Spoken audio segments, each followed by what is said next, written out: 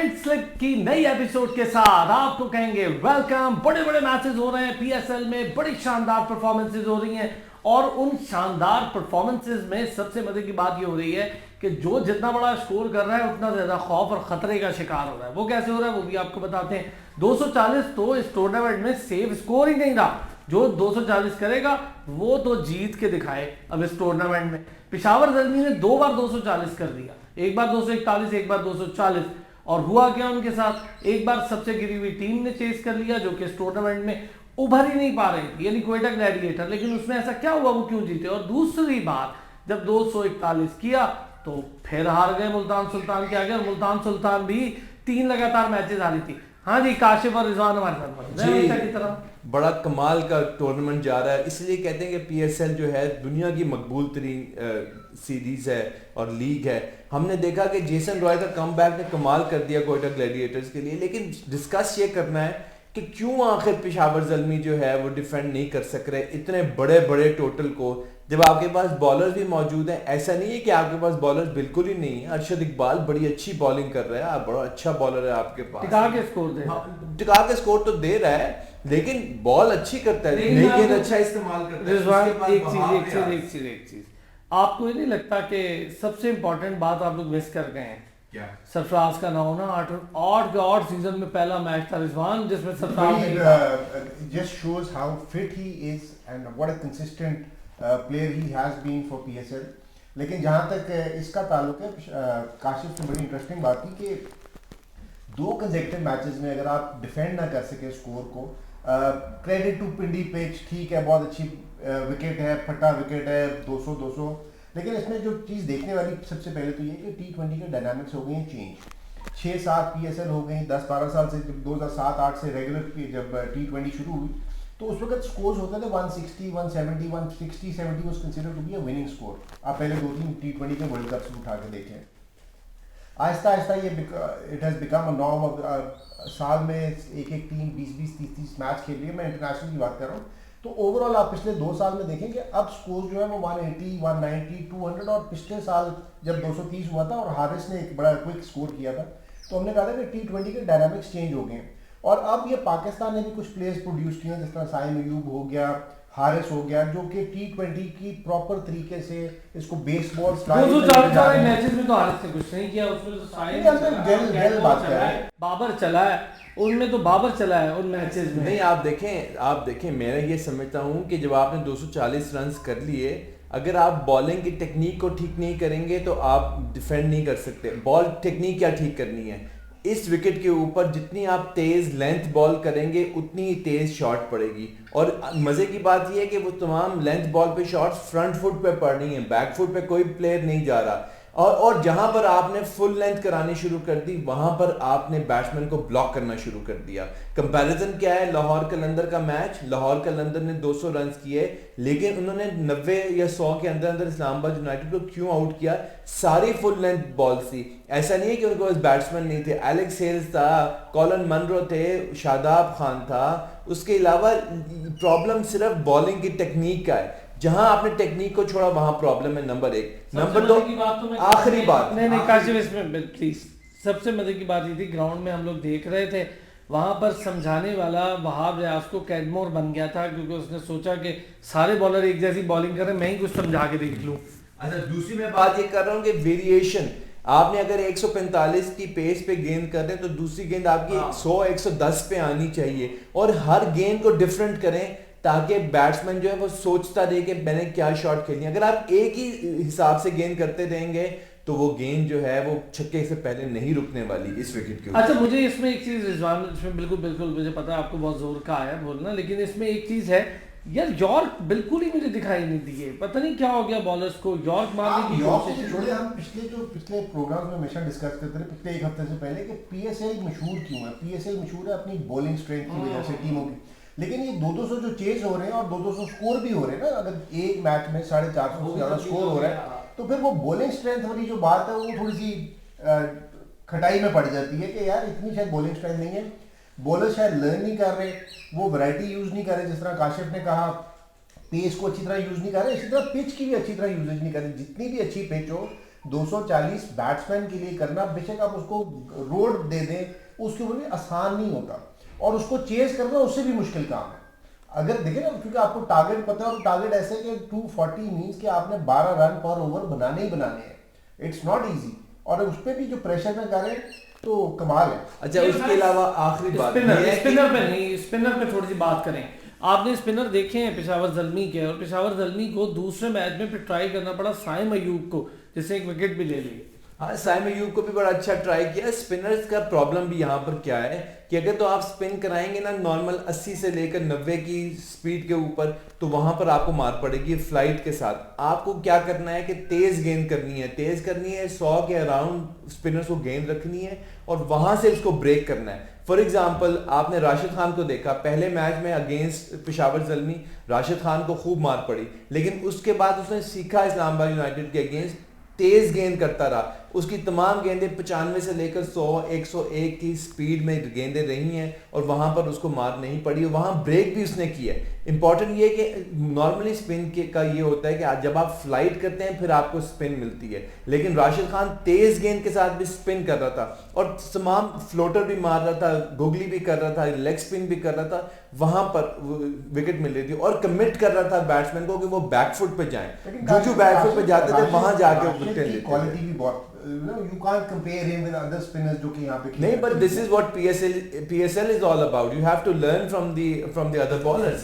और ज्यादा नहीं कैप्टनसी पर बात करें। अच्छा जी, वो नहीं थे पहले में, तो जेसन रॉय ने जिसमें स्कोर किया सरफराज नहीं थे, और 8 सीजन में ये पहली बार हो रहा है कि सरफराज उस मैच की कैप्टनसी नहीं कर रहे थे।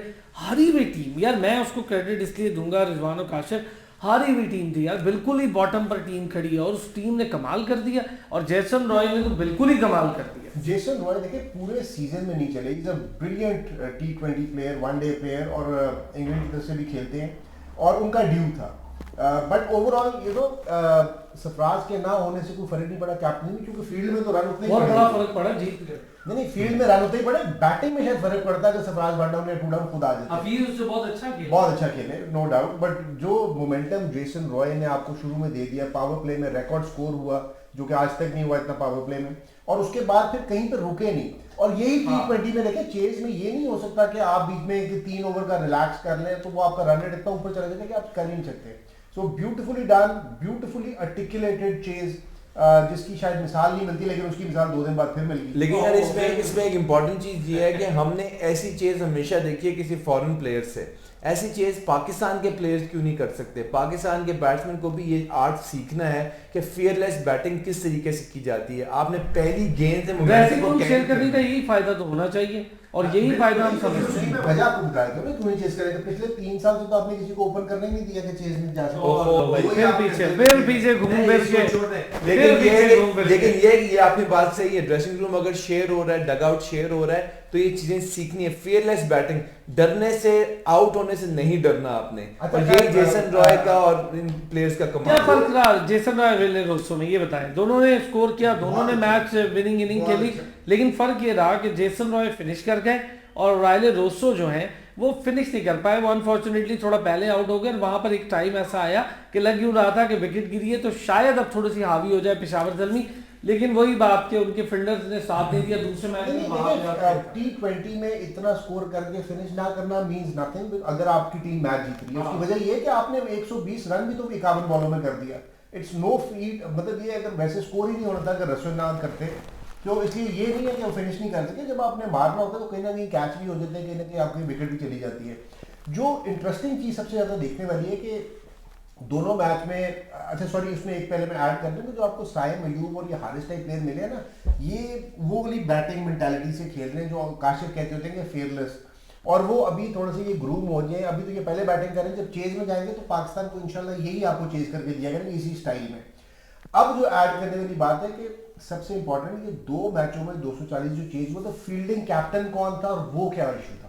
पहले में तो बाबर खुद था, और बाबर ने कैप्टनसी की थी, और उसमें हम देख रहे थे कि सैमी बड़े परेशान दिखाई दे रहे थे, बार बार सैमी के साथ बातचीत हो रही थी। लेकिन यार कैप्टन ये बता सकता है कि आप यार बेहतर बॉल करो। मैं ये समझता हूँ अब बेहतर बॉल ही ना हो, बॉल आपके सरों से ऊपर जा रही हो, फील्ड प्लेसिंग 10,000 बार चेंज कर चुका था, वो सुनने का नाम नहीं ले रहे थे वहाब रियाज और बाकी बॉलर। वो समझते बिल्कुल बालातर है कि वहाब रियाज पेस के बावजूद यॉर्क क्यों नहीं मार पाते काशिफ? देखें यहाँ पर फर्क आता है कैप्टनसी का। बाबर आजम जो है ना बैटिंग कैप्टन है और शाहीन शाह अफरीदी बॉलिंग कैप्टन है। मुझे लगता है कि क्यों डैरन सेमी बार बार बाहर से आके इनको समझाता था, क्योंकि वो बॉलर है, उसको समझ आ रही है कि क्या गलती हो रही है, बाबर आजम को नहीं समझ आ रही। वही बात तो वो करता था ना बैट बॉलर्स के साथ, वो बॉलर आगे से नहीं समझ। देखिए मैंने आपको शुरू में कहा कि बॉलिंग की टेक्निक का फर्क था। यहाँ पर आप कल अरशद इकबाल की बॉलिंग का देख लें इस मैच में, उसने बिल्कुल स्लो बॉल नहीं कराई, वेरिएशन की तरफ गया ही नहीं, जान मारता रहा और तेज पे तेज गेंद कराता रहा और उसी तरीके से उसको मार पड़ती। सेकंड हाईएस्ट की बात कर रहे हैं, वहां पर वेरिएशन बहुत जरूरी है। अच्छा मैं नहीं देखें, स्ट्रेटेजिक टाइम आउट के बाद 3 ओवर्स कराए पेशावर ज़ल्मी ने, चेंज ऑफ पेस वेरिएशन नजर आने लग गई, स्कोर नहीं पड़ा, लेकिन जहां उन्होंने वो छोड़ी वहां पर दोबारा से मैं डिसएग्री करूंगा। ये बॉलिंग कैप्टन बैटिंग कैप्टन की बात नहीं होती। ऑस्ट्रेलिया तो हमेशा बैटिंग कैप्टन के साथ खेलता है, आप जाके कम अज़ का बॉलर बने और वो भी अटैकिंग स्टीव को देख लें, मार्क टेलर को देख लें, एलन बॉर्डर को देख लें, दे वर ऑल एग्रेसिव कैप्टन। आप कोहली को देख लें, मैं इस पर्टिकुलर मैच की बात कर रहा हूँ। यहाँ पर फ्लॉ जो था वो बॉलिंग का फ्लॉ था। 2 साल बाबर आजम यहाँ बॉलिंग का फ्लॉ था। आप 240 यार 240 आसान रन नहीं होते बनाना किसी वक्त।